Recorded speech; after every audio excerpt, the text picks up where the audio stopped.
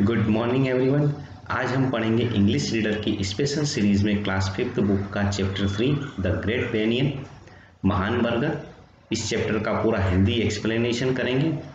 यहाँ पर आपको दो क्वेश्चन दिए हैं स्टार्टिंग में। नंबर फर्स्ट, अपने आसपास पाए जाने वाले कुछ पेड़ों के नाम बताइए। सेकंड क्वेश्चन, आपको कौन सा पेड़ सबसे ज़्यादा पसंद है। इन दोनों प्रश्नों के उत्तर की जानकारी के लिए हम इस चैप्टर को पूरे ध्यान से पढ़ते हैं। तो एक्सप्लेनेशन करता हूं मैं। जैसे बूढ़े आदमी सबसे कोमल होते हैं, वैसे ही बड़े पेड़ भी सबसे अनुकूल होते हैं। बरगद संभवतः हमारे सभी पेड़ों में सबसे बड़ा और सबसे पुराना है। हम आजकल अपने शहरों में एक भी बरगद के पेड़ नहीं देखते हैं। इन पेड़ों को खुद को फैलाने के लिए काफ़ी जगह की आवश्यकता होती है, लेकिन हमारे भीड़ भाड़ वाले शहरों में जहां लोगों के लिए पर्याप्त मुश्किल जगह है, पूर्ण विकसित बरगद का पेड़ ढूंढना बहुत मुश्किल है। एक पूर्ण विकसित बरगद का पेड़ एक 3 मंजिला इमारत की जितनी जगह लेता है। बेशक विशाल बगीचों में बरगद के पेड़ हैं और हर गांव में कम से कम एक पेड़ है। बरगद के पेड़ को हवाई जड़ कहा जाता है, यानी इसकी शाखाएं जमीन पर गिरती है, फिर से जड़ें लेती है और अपने आप अधिक शाखाएं भेजती है। इसलिए कुछ वर्षों बाद पेड़ अपना एक जंगल बनाता है, जो एक बार में देखा जाना बहुत बड़ा है। इसमें कोई आश्चर्य की बात नहीं कि भगवान शिव के बालों के लिए खड़े होने के लिए बरगद को चुना गया था। बरगद की हवाई जड़ें एक महान इमारत का समर्थन करने वाले स्तंभों की तरह हैं। बच्चे इन जड़ों का उपयोग झूले के रूप में करते हैं और झूलों का आनंद लेते हैं। यदि आप खंभे को नष्ट करते हैं तो इमारत गिर जाएगी, और इसलिए बरगद, क्योंकि इसकी मुख्य चोटी बहुत गहराई में से जड़ में नहीं है, इसे अपनी सहायक जड़ों को बाहर निकालने के लिए काफ़ी जगह चाहिए। उद्यान और व्यस्त सड़कें ऐसा नहीं करेंगी, क्योंकि इसमें 2 बार दूसरे पेड़ों की जरूरत होती है।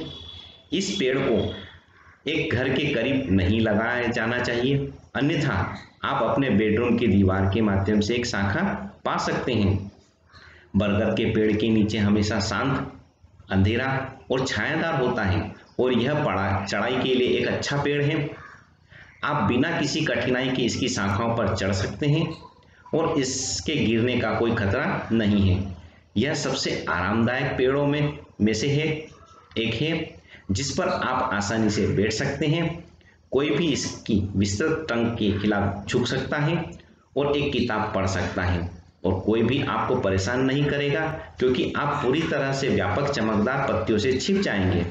बरगद भी बहुत मेहमान नवाज है।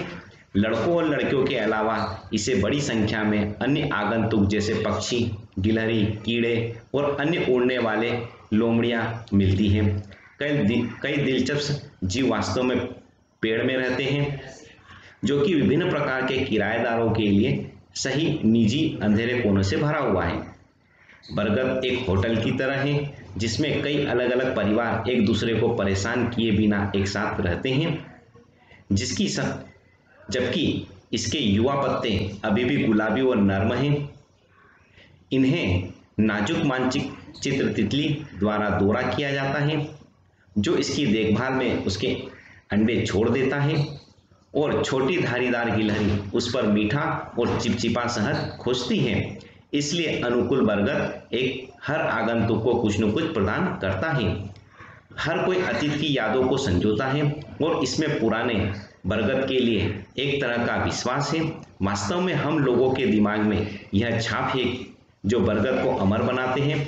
यहाँ तक कि एक लोकप्रिय धारणा है, जिसकी पौराणिक कथाओं में जड़ें हैं, कि एक बरगद एक भगवान है और लोग इसकी पूजा करते हैं। इसलिए बरगद को हमेशा समाज का पवित्र और जीवित सदस्य माना गया है, न कि पेड़ को। यहाँ पर आपका पूरा हिंदी एक्सप्लेनेशन कंप्लीट हुआ। Thank you.